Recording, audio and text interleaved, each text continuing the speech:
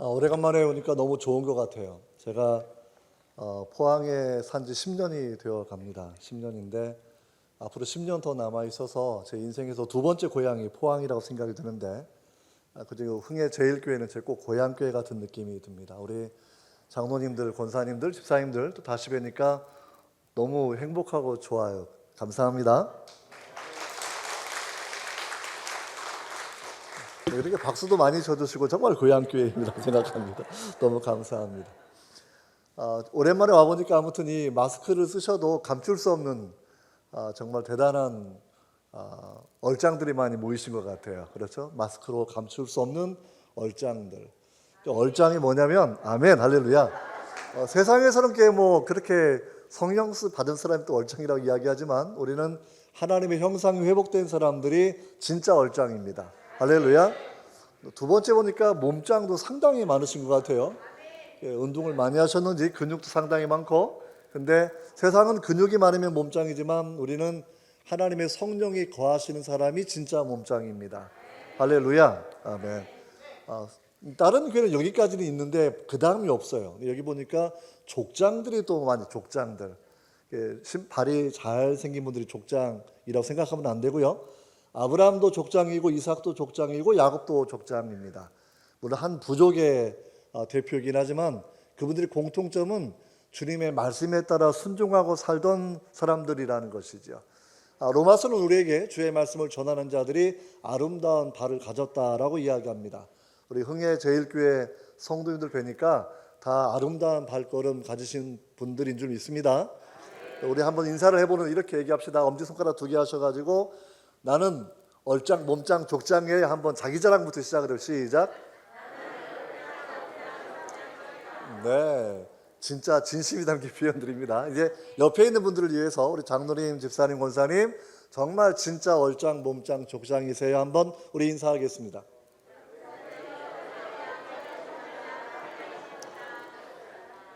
네, 정말 주 안에서, 말씀 안에서, 성령 안에서 하나님의 형상이 정말 회복되고 하나님의 성령이 거하시는 성령의 전이 되시고 주의 말씀을 전하고 말씀대로 순종한 여러분 되시기를 주의 이름으로 축원합니다.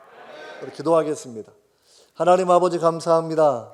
주의 피로 사신 교회, 피로 사신 성도님들과 함께 주의 말씀을 나눌 수 있는 기회를 주신 것 너무나 감사합니다. 하나님 귀한 성도님들 마음 가운데 주의 말씀이 심겨지게 하시고 말씀이 주님 자라나 하나님 놀라운 하나님의 일들을 성취하는 교회 될 수 있도록 역사하여 주시옵소서. 예수님의 이름으로 기도하옵나이다. 아멘. 아멘. 오늘 하나님 말씀을 토대로 해서 엘리야의 기도처럼 우리가 참된 신앙이 무엇인지, 참된 종교가 무엇인지, 참된 기도가 무엇인지 우리가 함께 살펴보고 은혜를 받는 시간을 갖고자 합니다. 구약 성경 좋아하시죠? 읽어보시면 여기저기 아주 유명한 이야기들이 많이 있습니다. 특별히 오늘 본문은 성가대에서 많이 부르는 찬양 가운데 있는데 갈멜산에서 영적인 대결이 벌어지는 장면이 바로 그 앞단락에 있습니다. 배경을 설명드리면 엘리야가 하나님의 은혜 가운데 하나님의 명령을 따라서 비가 내리지 않기를 기도하니까 3년 반 동안 비도 내리지 않았고 심지어는 이슬도 맺히지 않았다라고 성경은 기록하고 있습니다. 대한민국처럼 땅 파면 지하수가 나오는 이러한 곳은 아니고 강수량이 연간 한 500mm 정도 이하가 되는 곳이고, 그래서 늘 일교차가 있어서 새벽에 이슬이 맺혀야 사실은 여러 가지 농사를 지을 수 있는 기본적인 여건이 되는데 비도 3년 반 오지 않고 이슬도 맺히지 않았으니까 얼마나 어려운 그런 삶이 여러분 지속되었겠습니까? 그런 배경이라는 거예요. 그런 배경들. 당시 목축업이나 또는 과수한 채소를 재배하거나 과일을 키우는 이런 분들도 비가 내리지 않았으니까 모든 경제가 어려워진 상황이라고 생각하시면 됩니다. 아마 전체적으로는 굉장한 절망감들이 나라 전체에 팽배해져 있는 그런 상황이겠지요. 여러분 그런 상황 가운데 오늘 배경은 갈멜산이 되는데요. 여러분 갈멜산 성지순례를 가보신 분들 충분히 떠올려 보시면 되겠고, 만약에 성지순례 안 가신 분들은 꼭 가시기를 주의 이름으로 축복합니다. 아멘. 정말 내년에 가실 거라 생각을 하고요. 성지순례 가게 되면 갈멜산은 산맥인데 24km 정도 되는 작은 산맥인데 낮은 봉우리가 한 160m 정도가 되고 높은 산이 한 560m 정도가 되는 그런 산입니다. 그러니까 그 산에서 바라보면 마치 우리가 뭐 내연산 바라보면 앞에 바다가 보이는 것처럼 지중해가 보이는 곳에 있는 장소라고 생각하시면 돼요. 여러분, 그 자리에서 여러분 엘리야가 하나님의 명령에 따라서 이제는 아합 왕을 따르는 바알 선지자 450명을 불러놓고 이제 어떠한 하나님이, 어떠한 신이 진짜 신인지를 판가름하는 중요한 이야기가 오늘 진행되고 있다라는 거예요. 여러분, 오늘 본문 말씀 바라보면서 제일 처음에 나누고 싶은 이야기는 정말 엘리야가 제일 먼저 했던 일은 뭐냐면 무너진 제단터를 수축하는 일이었다라는 겁니다. 오늘 본문은 읽지 않았는데 30절에 바로 되어 있습니다. 30절 한번 같이 찾아서 읽어보도록 하겠습니다. 30절, 31절입니다. 시작. 엘리야가 모든 백성을 향하여 이르되 내게로 가까이 오라. 백성이 다 그에게 가까이 가매 그가 무너진 여호와의 제단을 수축하되 야곱의 아들들의 지파의 수요를 따라 엘리야가 12개를 취하니 이 야곱은 애적에 여호와의 말씀이 임하여 이르기를 내 이름을 이스라엘이라 하리라 하신 자더라. 아멘. 이스라엘 왕국은 우리처럼 남쪽과 북쪽으로 분리된 나라였습니다. 남쪽은 유다 왕국인데 다윗의 직계 자손들이죠. 그러니까 솔로몬의 아들 르호보암이 두 지파를 데리고 베냐민 지파와 유다 지파를 데리고 있던 나라가 유다 왕국이 되겠고, 나머지 위에 북쪽 왕국은 이스라엘 왕국인데 10개 지파가 모여 있어서 여로보암을 초대 왕으로 해가지고 오늘 아합 왕까지 이르는 그러한 왕국이라고 생각하시면 돼요. 북부 이스라엘 왕국은 말은 이스라엘인데 사실은 하나님을 떠나 있는 왕국입니다. 바알신을 섬기고 아세라신을 섬기고, 그리고 오늘 본문의 배경 가운데 하나님을 섬기는 많은 선지자들과 제사장들을 죽였던 나라이기도 합니다. 아주 무섭고 힘든 곳이죠. 요즘으로 말하면 북한이라든지 혹은 뭐 아주 힘들었을 때의 중국을 생각해 보시면 우리가 충분히 그 상황을 짐작할 거라고 생각합니다. 여러분, 그러한 때 하나님께서 엘리야를 보내서 제일 먼저 하셨던 일은 비록 여로보암 이후에 금송아지를 섬기고, 그리고 오늘 본문의 배경 가운데 그들이 이방신을 섬기는 그러한 배경에 있었지만, 하나님의 뜻은 야곱의 후예 12아들의 후예로 이루어진 12지파, 그 중에 10명의 아들로 이루어져 있던 10지파를 하나님이 사랑하시기 때문에 원래 하나님이 불러주셨던 선민, 메시아의 언약을 담고 있는 하나님의 택한 백성으로 그들을 다시 일깨워주면서 여호와와 맺은 그 언약을 기억하는 언약 백성으로 세우는 작업을 하신다라는 거예요. 여러분, 그만큼 여호와의 전, 하나님의 성전은 너무나 중요한 겁니다. 저는 이제 어제 주보가 완성된 이후에 보내주신 그 카톡에서 교회 주보를 처음 제가 봤거든요. 아주 오랜만에 이제 봤지만 새로운 성전 조감들을 바라보면서 마음이 굉장히 들더라고요. 우리가 왜 이 시대에 많은 종교가 있는데 불교도 있고 우리가 무당들도 있고 뭐 이 근처 보면 점집들 되게 많이 있고, 우리가 좀 시간을 돌려본다고 하면 유교도 있었고 동학도 있었고 불교도 있었고, 그리고 온 세계를 바라본다고 하면 약 4,000개가 넘는 종교가 있는 것이 우리 시대인데, 여러분, 왜 우리가 교회를 세워야 되는 것이고 왜 우리는 기독교 예수님, 성경의 예수님이 이 민족을 살리는 유일한 길이고 우리 자신을 살리는 유일한 구원의 길이고 내 자식의 문제를 해결할 수 있는 유일한 구세주로 여러분 왜 믿고 있는 것입니까? 이게 정말 분명해야 돼요. 지난주에도 서울에 있는 방송국에서 연락이 와서 이제 이번 주에 또 인터뷰하고 하는 시간을 갖게 되는데 질문이 그겁니다. 왜 우리가 교회가 점점점 쇠퇴해가고 있는데 왜 우리가 다시금 교회를 주목해야 되고 왜 기독교의 성경의 예수 그리스도가 우리 민족의 희망이 될 수 있는지, 여러분 이 부분을 다시 우리가 점검하자고 이야기하더라고요. 여러분, 우리 한국의 교회 역사를 생각해 보십시오. 우리 흥일교회가 무려 120년 가까운 역사가 되는 걸로 제가 알고 있습니다. 1800년대 중반에 복음이 들어와서 이제 거의 140년 정도밖에 안 된 그런 상황인데, 여러분 당시에 구한말 얼마나 어려운 때였습니까? 정말 국가의 주권을 잃었고 정말 식민지로 살아가는 그때에 여러분 독립운동의 선각자들, 독립운동에 서명했던 32명의 절반이 기독교인이었지 않습니까? 나중에 45년에 김구 선생님이 여러분 한국에 돌아오셔서 정동교에서 아주 유명한 연설을 하십니다. 정말 새롭게 세워지는 새로운 국가에 대한 비전을 발표하는 그런 날이었는데 그분의 이야기는 뭐냐면 건교론 위에 건국론이에요. 기독교의 가치 위에 세워지는 나라라는 그런 꿈을 가지고 그분이 그 유명한 연설을 하고 그 연설이 백범 김구 전집에 여러분 실려 있습니다. 어떠한 연설이겠습니까?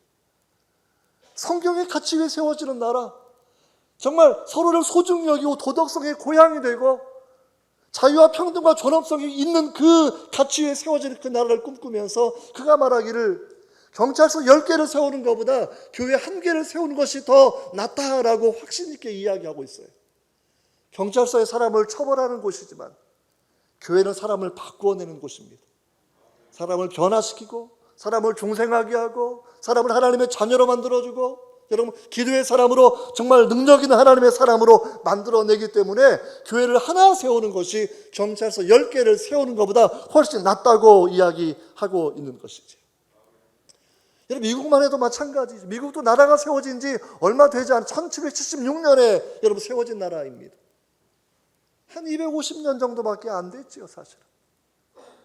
그 나라가 세운 지 70년 되었을 때 프랑스의 당시에 법률 사상가였고 정치학자였고 나중에 프랑스의 외무 대신으로 일했던 토크빌이 미국을 방문해서 미국이 세워진 70년밖에 안 되었는데 무엇이 이 나라를 부강하게 하는가 그 연구하려고 무려 10개월 동안 미국 전역을 샅샅이 훑어다닙니다. 잭슨 대통령도 만나고 캘리포니아의 그 광맥도 가보고 미시시피 넓은 강도 건너가보고 중원의 드넓은 평야도 방문해보고 많은 사람을 만나보면서 일반적인 정치학자들의 이야기, 국가의 부를 결정하는 것, 천연자원도 중요하고 영토의 크기도 중요하고 백성의 숫자도 중요하고 그런 거 쓰다가 무언가 빠진 것 하나가 있다라는 생각을 가지고 굉장히 그 밤에 고민합니다. 자기 마음에 떠오르는 그림 하나가 있어요. 미국 전역 마을마다 있는 교회당을 그가 그려보게 됩니다. 교회당 안에서 불꽃 튀는 청교도의 설교가들, 자유주의 신학자들 아닙니다. 청교도의 설교가들, 그 설교에 아멘으로 화답하는 성도들을 바라보면서 미국을 위대하게 하는 힘은 바로 여기에 있다, 바로 청교도의 신앙에 있다라고 그가 그렇게 고백하고 그것을 미국의 민주주의라는 그 유명한 저서에 국가의 부를 결정하는 요소로 그 부분을 여러분 삽입해서 설명하게 됩니다. 우리 한국교회 역사는 바로 이 부분에 대한 산 예가 아니겠습니까? 100여 년 전 우리가 역사의 시계를 돌려본다고 하면 500년의 지배 이데올로기였던 유교도 더 이상 희망을 주지 못했고, 가끔 영화 보면 호국불교 이래가지고 임진왜란 때는 굉장히 기이했던 그런 불교도 사실은 구한말에는 어떠한 영향력도 발휘할 수 없었고, 그러니까 김구 선생님이 원래 불교에 심취한 사람이었죠. 불교 가지고 왔다니까 나중에 동학의 접주가 되어서 700명의 부하를 내리고 독립운동에 참여했지만 역시 그것도 마음에 해결이 되는 것이 분명히 없었고, 나중에 기독교를 접하고 성경을 접하게 되면서 비로소 새로운 건국에 대한 비전을 성경에서 찾아내게 되는 거예요. 나라가 정말 어려울 때 나라를 잃었던 식민지의 경험 가운데 한국교회가 이민족의 등불로 그렇게 작용했습니다. 한국전쟁을 경험하고 그 어려운 보릿고개 경제적으로 어려웠던 그때를 지나갈 때에도 늘 교회에 깨어 기도하는 성도들이 가득했고, 진짜 철야 기도했고, 진짜 산에 가서 밤새는 산기도를 했고, 그 하나님의 은혜가 있어서 우리나라 역사 이래 가장 잘 사는 그러한 황금기를 여러분 경험하고 있지 않습니까? 근데 참 마음이 아픈 거는 이제 그 다음 내용들이죠. 오늘 본문의 내용 바라보면 엘리야가 그렇게 하나님 앞에 기도해요. 갈멜산에서 불을 내려달라고 기도하고, 그 다음에 오늘 본문에 읽었던 것처럼 정말 머리를 무릎에 사이에 묻으면서 비를 내려주시기를 기도하는 그 장면, 불을 구하고 비를 구했던 그 기도의 가장 중요한 특징은 간절함입니다. 간절함. 야고보서가 엘리야를 설명하고 있습니다. 신약서 야고보서 5장 18절 바라보시면 이렇게 되어 있는데, 엘리야는 우리와 성정이 같은 사람이로되 저가 비 오지 않기를 간절히 기도한즉 3년 6개월 동안 땅에 비가 오지 아니하고 다시 기도한즉 하늘이 비를 주고 땅이 열매를 내었다라고 기록하고 있습니다. 우리와 성정이 똑같은 사람이라는 거예요. 특별한 사람이 아니라 우리와 성정이 똑같은 사람인데 저가 간절하게 기도한즉 하늘이 문을 닫았고, 간절하게 기도한즉 하늘이 문을 열고 하나님 비를 내려주셔서 많은 열매를 맺게 했다라고 성경이 기록하고 있거든요. 여러분, 기도의 중요한 것이 무엇이겠습니까? 우리가 기도해요. 식사 기도도 하고 신년 기도도 하고. 하지만 기도에서 가장 중요한 것 중에 하나가 여러분 간절함이에요. 간절함들. 하나님의 아들 예수님께 이 땅에 계실 때 마지막 십자가를 지시는 마지막 날 밤 겟세마네에서 어떻게 기도하셨습니까? 우리가 그 복음서를 읽어보게 되면 주님은 힘을 쓰고 애를 쓰고 간절하게 땀이 피가 되도록 기도하셨더라고. 성경은 주님의 기도해야 하는 모습을 여러분 기록하고 있다라는 거. 우리가 정말 기도했을 때 내가 힘을 다하는 기도, 내가 애를 다 쓰는 기도, 내가 정말로 간절하게 울부짖었던 그 기도가 언제였는지 돌이켜 보셔야 됩니다. 이 간절함이 회복되어야 된다라는 거예요. 한국교회가 멀쩡해진 것 같고 많은 성도가 한때 있었고 천만을 자랑하는 때가 있었지만 기도의 시간이 줄어들면서 간절함이 줄어들면서 사실 교회는 영적인 침체에 빠지게 됩니다. 우리 흥일교회가 새로운 교회를 건설하는 꿈을 가지고 있고 우리 귀한 장로님들, 우리 귀한 성도님들 한 마음으로 이 일을 하고 있는데 정말 기도로 세워지는 교회가 되기를 원합니다.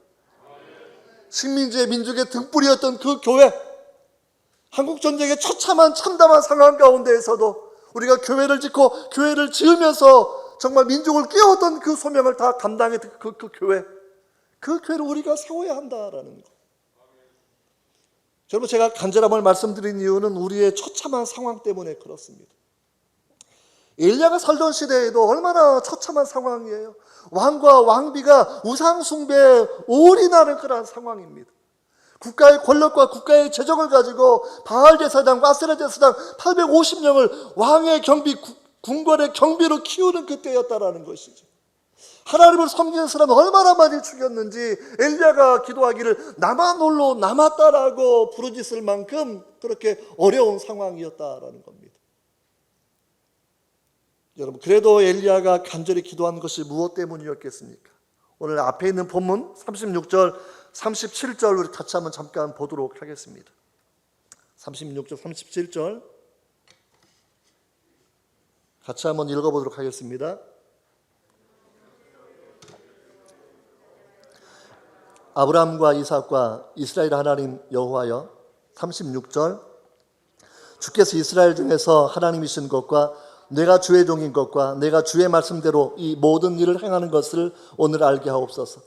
여호와여 내게 응답하옵소서. 내게 응답하옵소서. 이 백성에게 주 여호와는 하나님이신 것과 주는 그들의 마음을 되돌이키심을 알게 하옵소서라고 기도하는 거죠. 본문의 내용은 엘리야의 모든 기도를 기록한 건 아니고 두 번 반복해서 나온 걸 기록하고 있는데 성경은 엘리야의 기도의 핵심은 간절함이라는 거죠. 간절함, 여러분, 사랑에서 비롯되는 겁니다. 누가복음 11장 바라보면 친구를 위하여 밤늦게 찾아온 친구를 위하여 떡덩어리를 구하는 친구의 비유가 있습니다. 밤늦게 강청하니까 여러분 떡을 얻을 수 있는 것이죠. 과부가 자신의 원한을 풀기 위해서 정말 무정한 재판장을 찾아서 그렇게 밤낮으로 호소하니까 여러분 그 재판장이 듣고서 여러분 응답하지 않습니까? 불의한 재판관의 말란 것을 들으라 하물며 하나님께서 그 밤낮 부르짖는 택하신 자들의 원한을 풀어주시지 않겠느냐라. 아침에도 기도하고 점심에도 기도하고 저녁에도 기도하고 정말 기도가 살아야 교회가 살고 여러분 기도가 살아야 한국교회가 회복되고 북녘 2천만의 동포들을 살릴 수 있는 마지막 힘도 여러분 한국교회에 있는 것이죠. 사랑하는 성도님들, 간절함은 사랑에서 비롯되는 겁니다. 내 자녀를 사랑하는데 자녀를 위해 기도할 때 정말 내 마음의 이마에 땀 한 방울 맺히지 않는다고 어쩌면 내 마음에 간절함이 없는 것이지요. 우리가 정말 주님 앞에 부르짖고 기도해야 되는 것들은 주님 나는 중언부언하는 그런 기도가 아니라 요식적인 기도가 아니라 내 마음의 사랑으로 격동되는 기도, 내 마음의 눈물로 격동되는 그 기도, 믿음으로 드려지는 그 기도, 민족을 깨우는 그 기도를 할 수 있도록 우리가 기도해야 된다라는 거예요. 이태원의 사건이 마음이 아픕니다. 그러나 분명히 기억하셔야 돼요. 저도 서울을 지난달에 가서 제가 방문해 보니까 예전에 다녔던 대학도 가보고 여러분 밤늦게 수많은 청년들은 술집에 다 모여 있습니다. 신촌에도 홍대 앞에도 많은 청년들은 술집에 가득가득 미어 터져서 있어요. 미어 터져 있어. 교회를 청년을 보기 어려운데, 그래서 코로나 때문에 청년들이 모였던 교회마저도 40%가 교회를 떠나 있는 그 상태인데, 나머지 청년들은 술에 취해 있고 쾌락에 취해 있고 목적을 잃고 있고 하나님을 떠나 있고 무엇이 진리인지 무엇이 생명의 길인지도 알지 못하는 상황 가운데 있는 걸 바라보면서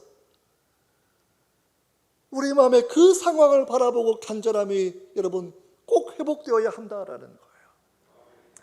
우리 옆에 있는 아파트에서 누군가 어린아이가 주여 맨날 부모가 주여 팬다 그러면 그 아이가 불쌍하지 않겠습니까? 하나이도 불쌍한데 우리 이 시대에 많은 청년들이 교회를 떠나가 있을 뿐만 아니라 여러분 어른 시대도 어른들도요. 기독교인 20%밖에 안 돼요. 이제는요. 그 이하입니다. 그 이하. 60% 어른들은 종교 자체가 없어요. 종교 자체가. 청년들의 80%는 종교 자체가 없어요. 그중에 75%는 교회를 한 번도 안 와본 사람들입니다. 이게 우리의 비참한 현실이에요. 이제 정말 민족을 위해 울 때입니다. 우리 다음 세대를 바라보며 울 때입니다. 내 마음을 찢으며 마음을 통회하면서 내가 살아있는 동안에 하나님 나로 하여금 기도하는 교회를 세우게 하시고 기도하는 성도가 되게 도와주셔서 내가 이 민족을 부둥켜 안고 이 청년들을 부둥켜 안고 이 청소년들을 부둥켜 안고 살게 해달라고 하는 그러한 기도의 용사들 되시는 여러분 되시기를 주의 이름으로 축원합니다. 여러분 엘리야의 기도를 우리가 바라본다고 하면 특이한 것이 또 하나가 있습니다. 그는 하나님의 음성을 듣고서 기도하는 사람이었다라는 것이죠. 기도 굉장히 중요하지만 다른 종교도 기도합니다. 오늘 바라보게 되면 바알신의 선지자 그 앞에서 바알신의 선지자들도 여러분 자기 몸을 찢으면서 아주 해가 뜨는 동틀 때부터 저녁 한 4시 정도까지 기도했던 사람들이에요. 자기 몸을 학대하면서 찢으면서 기도했지만 그러나 오늘 본문이 분명하게 설명해 주는 것은 그 종교는 가짜였다라는 겁니다. 다른 종교에도 좋은 거 있겠죠. 도덕률 좋은 게 있어요. 자선도 많이 하고 이웃사랑도 다 할 수 있고 그런 부분이 분명히 있습니다. 그러나 진짜 살아있는 하나님, 창조주 하나님, 그 하나님 믿는 여러분 길은 성경에서 제시된 길밖에 없다고 생각하셔야 됩니다. 오직 이 길밖에 없거든요. 잘못 배운 많은 사람들은 다른 종교도 구원이 있다고 얘기하고 불교를 믿어도 익명의 그리스도, 부처가 다른 이름의 그리스도라고 얘기하고 불교를 믿어도 그 교의 불자들은 익명의 크리스찬이라고 얘기하면서 구원이 있다고 말하는 그 이상한 시대를 지금 저희가 살아가고 있는데 여러분 천하에 구원받을 만한 이름은 예수밖에 없습니다. 이 확고한 신념이 독립운동을 했던 지도자들의 신념이었고 교회 지도자들의 신념이었고 이게 분명해야 내 자식도 전도할 수 있는 거고 다음 세대도 전도할 수 있는 것이지 이 신념이 무너지고 이 확신이 무너지고 나면 전도 안 하는 거예요. 전도 안 하는 거예요. 여러분 약도 먹어보고 효과가 있으면 그 약을 선전하지 않습니까? 여러분 복음은 최고의 약입니다. 우리 영혼과 마음과 육체의 질병을 치료하는 구약과 신약 할렐루야. 이 두 가지 약을 꼭 여러분들이 처방받으신 대로 드시기를 바랍니다. 하나님의 방식은 엘리야에게 하나님 먼저 말씀해 주시고 그 다음에 하나님이 기도하게 하신 다음에 기적을 행하시는 그러한 장면들입니다. 열왕기상 18장 1절을 바라보시면 제3년에 여호와의 말씀이 엘리야에게 임하여 이르시되 너는 가서 아합에게 보여라. 아합에 가서 하나님이 참된 하나님이신 것을 증명해 보이라는 그러한 이야기를 여러분 하고 있습니다. 하나님 말씀하셨지만 여러분 이 엘리야는 가서 기도하는 마음을 가지고 가고 여러분 또 한다라. 내가 비를 지면에 내리겠다 말씀하셨지만 비가 오도록 기도하는 것은 또 엘리야입니다. 이 상관관계를 잘 기억하셔야 돼요. 에스겔서 36장 37절을 바라보시면 주 여호와께서 이같이 말씀하셨느니라. 그래도 이스라엘 족속이 이같이 자기들에게 이루어 주시기를 내게 구하여야 할지라. 무슨 얘기냐면 포로를 끌려가서 빈 예루살렘 거기 동물들만 살고 있고 다 무너졌는데 하나님이 놀라운 약속을 주셔요. 여기에 사람들이 많게 하겠다는 겁니다. 돌아오게 하겠다는 겁니다. 이건 하나님의 작정하심이에요. 그래도 주님께서는 그렇게 기도해야 그 일이 이루어진다라는 겁니다. 여러분, 우리의 기도로 너무나 중요한 거예요. 하나님 나라가 확장되는 것, 주의 복음을 전해서 문영혼을 구원하는 것, 많은 약속은 성경에 있지만 우리가 기도할 때에 흥의 지역에 복음화가 이루어질 수 있고, 우리가 기도할 때에 잃어버린 많은 영혼들을 찾아낼 수 있고, 우리가 기도할 때 방황하는 많은 청소년들을 여러분 교회로 이끌어올 수 있다라는 겁니다.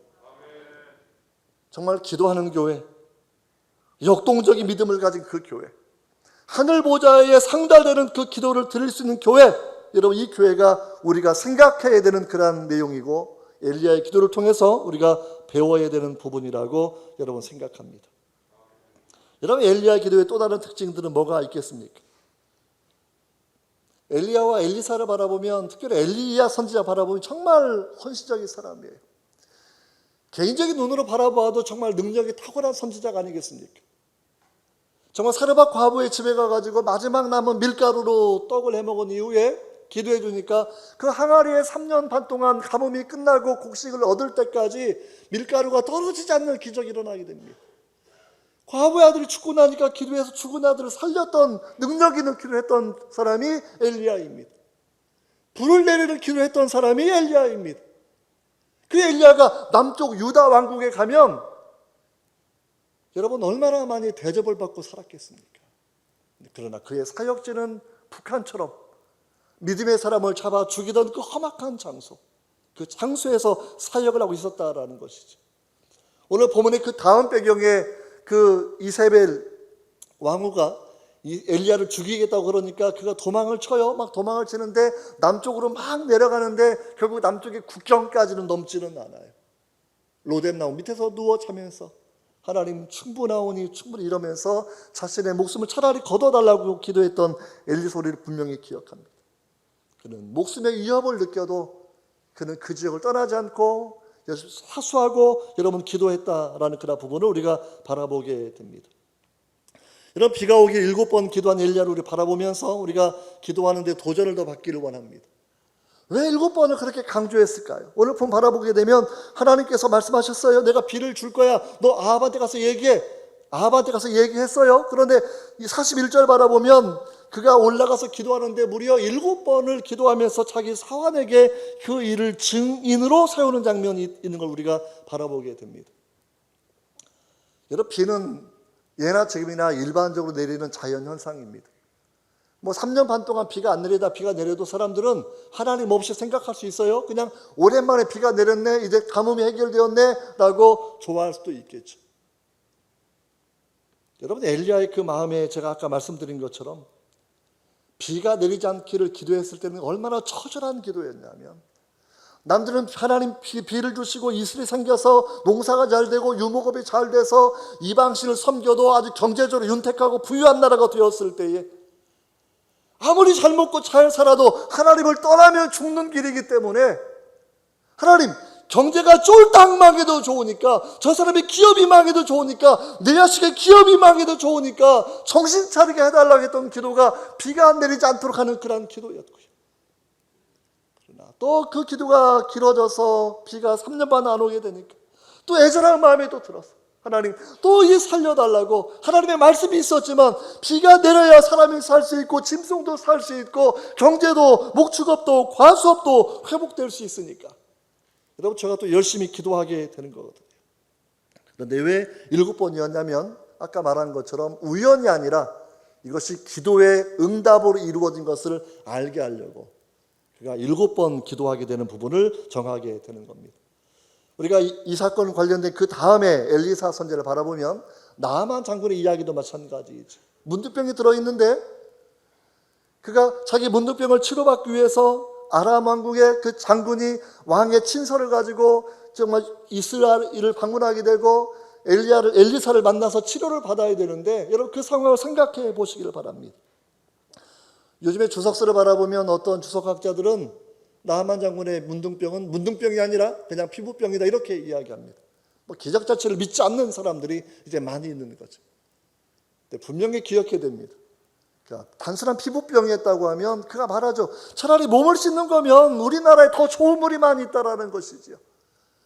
단순히 피부병 때문에 왕의 친서를 써가지고 외국에 갈 일도 없고요. 그가 준비한 예물들이 금 10달란트, 의복 10벌인데 우리 돈으로 계산하면 의복값을 빼고 나서라도 약 50억 원 되는 돈을 그가 준비해서 가는 거거든요. 여러분, 주님께서는 분명히 엘리사 시대에 많은 문둥병자가 있었지만 나아만만 나음을 받았다고 말씀하셨죠. 문둥병이 되어서 분명히 나았던 것이고 아마 초기나 중기 사이에 있었던 질병이었을 텐데, 그러니까 7번이라는 조건, 다시 말하면 물로 씻어서 피부가 회복되는 것이 아니라 하나님 말씀에 순종해서 이루어진 기적을 경험하는 것이 7번의 사인이었던 것처럼 오늘 내용도 마찬가지입니다. 우리 한국어 성경에 7번까지 다시 가라 그러니까 마치 정성을 좀 강조하는 내용 나와 있지만, 그냥 우리가 영어 성경 바라본다고 하면 go back 7 times, 그냥 7번을 올라가라 라고 이 내용을 정해 주었다라는 거거든요. 제가 미국에 있는 동안에 이런 비슷한 일들을, 비슷한 일은 아니지만 엘리야의 기도 흉내내서 기도해 보았던 적이 있습니다. 작년 7월에 미국에 가서 여권 만료 기간이 다 돼서 여권 갱신을 신청을 하고, 그 다음에 이제 친구가 초청해서 플로리다에 가서 가족들이 좀 휴가를 보내고 돌아온 적이 있어요. 여권을 신청하고 3주일 정도가 됐는데 아무런 연락이 없어서 그냥 그 정도면 나와야 돼, 안 나와가지고 인터넷 가서 이제 여권 상황을 체크해 보니까 코로나 때문에 모든 공무원들이 일을 많이 줄이고 있으니까 사실 여권의 재발행 접수 수속하는 기간만 6주 정도가 되고, 다시 그것이 집에 배달되는 데에는 최장 6주가 다시 걸린다라고 해서 긴 경우는 12주가 걸린다고 나오는 그 광고문을 보면서 깜짝 놀란 적이 있습니다.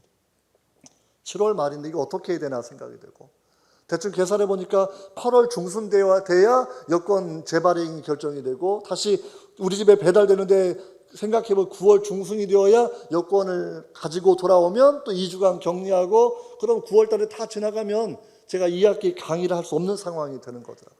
깜짝 놀라서 당황하기도 하고, 그때 했던 것이 떠오른 장면이 엘리야의 기도가 떠올라서 또 엘리야의 기도를 따라서 또 기도를 하기 시작을 했습니다. 하루에 1시간씩 7번 기도를 작정을 하고, 그날 해보니까 7번은 못해서 6번 하니까 너무 지쳐가지고 힘들어서 못했는데, 아무튼 그렇게 1시간 기도하고 1시간 쉬었다가 또 1시간 기도, 이렇게 기도를 쭉 하면서 기도하고, 또 그 다음 날도 또 그렇게 기도하고, 그러면서 개인적으로는 패스포트 여권 에이전시가 이제 여러 지역에 미국에 있으니까 직접 가서 인터뷰 날짜 잡게 되면 그냥 한 일주일 정도 안에 리이슈가 되는, 결정이 되는 부분이 있어, 재발행이. 그래서 이제 알아보니까 그 버팔로 지역에 저희 집에서 운전으로 12시간 가는 거리인데 겨우겨우 이제 그 다음 날 인터뷰 하나를 잡아놨어요.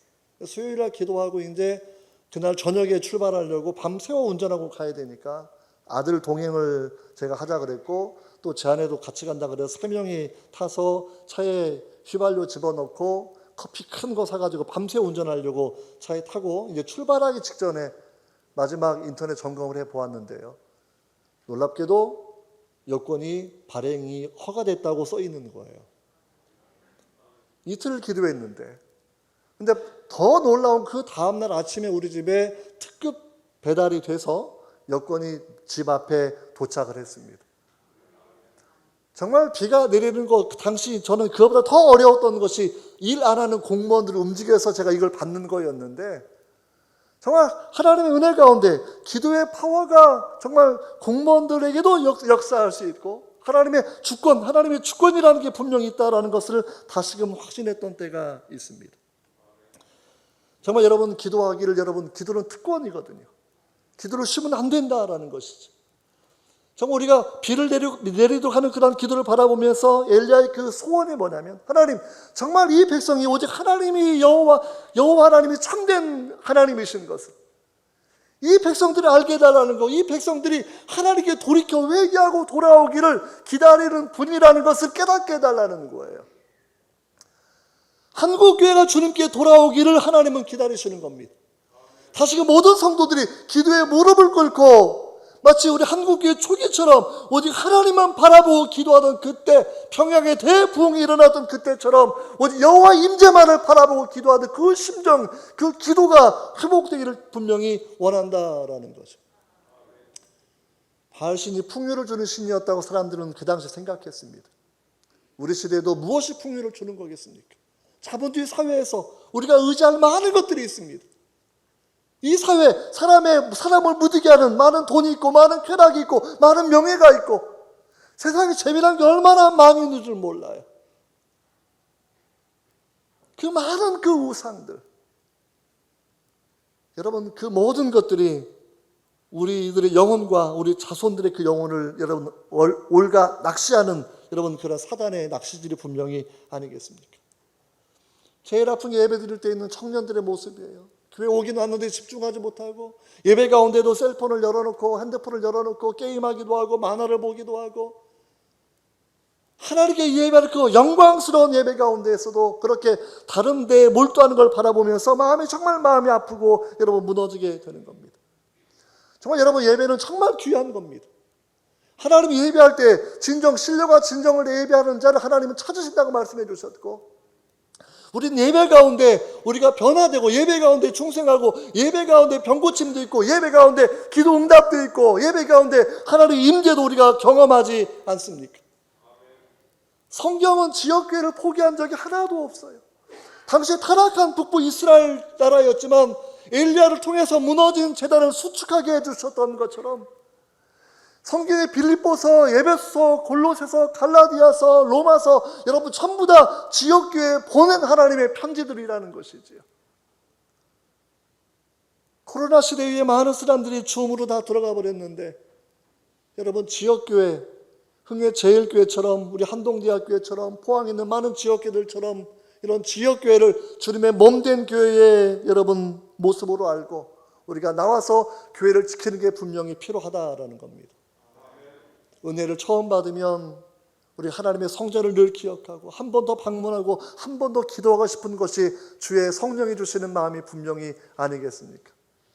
저도 은혜 받았던 그 옛날을 기억해 보면 학교 끝나고 오가는 길에 그냥 교회는 괜히 가고 싶은 거예요. 교회 가서 기도할 수 있고, 교회에서 찬양할 수 있고, 기도할 때가 되면 내게 주시는 그 큰 은혜가 분명히 있으니까.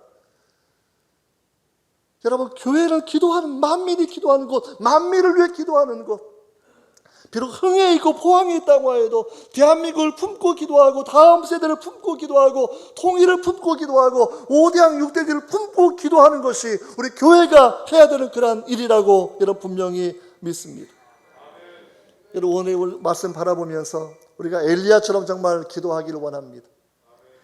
엘리야가 민족을 품고 기도했던 것처럼, 자기 민족이 여호와께 돌아오기를 기도했던 것처럼, 이제는 우리가 그렇게 기도를 다시 시작해야 될 때입니다. 교회를 떠난 너무나 많은 사람들이 있고요, 그들이 돌아올 수 있기를. 저는 예배 가운데, 제가 예전에도 말씀을 드렸었지만, 저는 예배 가운데 주님의 임재를 경험했던 적들이 있습니다. 정말 제 질병이 치유됐던 적들이 있었고, 지금도 생각해보면 정말 은혜예요. 저는 예수 믿은 게 복이었고, 교회를 다니며 성경을 배운 게 복이었고, 하나님께 기도해서 기도가 상달되고 그분이 응답해 주시는 것들을 얼마나 감사한 줄 모릅니다. 제가 결핵에 걸려서 있었을 때에도 교회에서 예배하는 그 시간 가운데 하나님의 영광스러운 그 임재, 제가 중학교 때 결핵을 앓았던 적이 있었거든요. 혼자 교회를 다니는 학생이었는데, 교회 가서 다니다가 병에 걸려오니까 우리 부모님이 거봐라, 교회 가도 복되는 거 하나도 없고 너 병만 걸려온다고 뭐라고 하셨을 때 마음이 얼마나 아프고 슬프든지, 하나님 내 몸을 주님께 올려드립니다. 내 병을 고쳐주셔서 우리 할머니, 할아버지, 내 어머니, 아버지, 내 형제들, 예수님, 하나님의 살아있는 것을 알게 해달라고, 그 어린 마음에 그 기도의 전도의 제목 하나 가지고 당시 약도 먹지 않고 그냥 그렇게 몰래 한 일주일 했더니 나중에 부모님이 알게 됐죠. 미쳤다고, 믿어도 곱게 믿어야지 하면서 막 윽박 지르고, 강아지 약 먹이는 거 입 벌리고 약 집어넣으시는데 제가 다 토해냈어요. 큰 믿음이 있는 것도 아니에요. 그냥 간절한 믿음 하나 있는 거예요. 겨자씨만한 그 믿음 하나. 내 가족 구해달라고, 내 가족. 그렇게 한 달 지나고 2달 지났는데 예배 가운데 주님의 은혜를 경험하게 됩니다. 정말 성가대가 찬양을 쭉 하는데 그냥 느낌이 하늘문이 열려있다라는 요한계시록의 말씀처럼 하늘문이 열려있고 예배가 상달되는 그 은혜를 제가 경험하게 되면서 눈물 콧물 다 쏟아지는 거죠. 나 같은 죄인을 하나님이 얼마나 사랑하셨는지 고맙고 고마워서 울고, 나 같은 죄인을 위해서 십자가에 못 박히신 주님의 사랑이 너무나 고마워서 또 울고, 내 죄가 너무나 무서워서 울고 1시간 반 동안 울고 울었더니 내 마음에 들려오는 주의 음성, 내 병이 나았다 하시더라고요. 그게 제일 처음에 경험했던 주님의 은혜였습니다. 누구한테 한수 받은 것도 아니에요. 주님 하나 바라보고 주님을 앙망하는 중학생 소년이었는데, 주님은 그 학생을 기억하고 그에게 성령을 부어주시고 은혜를 부어주시면서 그 질병에서 노임받게 주셨다라는 거예요. 주님은 살아계십니다. 살아계셔요. 이걸 믿으셔야 돼요. 종교 생활이 중요한 것이 아니라, 엘리야가 기도할 때 불을 내려주셔서, 성령의 불을 내려주셔서 이 백성들이 하나님이 오직 참된 하나님인 것을 알게 해달라는 그런 간절한 소망을 가졌던 것처럼, 내 기도가 응답되어야 되는 것은, 우리 교회에 성령의 충만한 임재가 있어야 되는 것은, 내가 종교의 어떤 감각적인 경험을 하려고 하는 것이 아니라 그 일로 인하여 내 가족이 구원받고, 우리 동네 사람이 구원받고, 우리 친척이 구원받고, 이 지역이 변화될 수 있다고 하면 주여 성령을 부어달라고 기도하셔야 된다라는 겁니다. 그 길만이 살 길입니다. 제가 고1 때에도 제가 부정맥이 있어가지고 심장에 고통을 제가 피어나기를 바늘을 찔러서 고통스러운 것처럼 심장에 통증이 몰려오는 그때, 우리 교회도 아니에요. 그냥 장로교회인데 가서 헌금을 얼마나 제가 많이 드렸는지, 7개월 동안, 용돈도 없었지만 정말 7개월 동안 모든 돈을 모아서 돈을 더 가지고 와서 헌금할 액수를 그때 작정기도 하고 내 인생을 주님께 올려드렸을 때, 예배 끝나는 날 끝나고 돌아가기 직전에 목사님 광고하시더라고요. 제발 그냥 가지 말고 기도 좀 하고 가시라고. 일어나서 기도하고 있는데 갑자기 내 몸에 은혜가 막 와요. 은혜가 막 와요. 몸이 떨리기도 하고, 몇 분이 지나고 나더니 주님께서 내 마음에 주시는 메시지, 내 심장에 박동을 세워버려. 100번도 넘게 뛰던 심장 고통스러운 부정맥이 한순간에 치유가 되었습니다. 정말 하나님이 살아계셔요. 성경이 증언하고 있고, 우리 한국 교회사가 증언하고 있고, 여러분들의 삶 가운데 이렇게 분명히 있지 않습니까? 여러분, 그래서 우리가 엘리야처럼 기도해야 되는 것이죠. 이게 진짜 진리이고 진짜 종교이고 진짜 신앙이기 때문에 우리 흥해제일교회를 통해서 정말 그런 일들이 일어나기를 원합니다. 민족을 품는 그런 교회, 호황을 품는 그 교회, 통일을 품고 온 세계를 품으면서 주님 흥해제일교회를 마음껏 쓰셔서 하나님 나라 확장시켜달라고, 문영혼을 구원해달라고, 우리 성도가 한마음 되어서 하나님의 아름다운 교회를 이루어 가게 해달라고 여러분 기도하신 여러분 되시기를 축원합니다.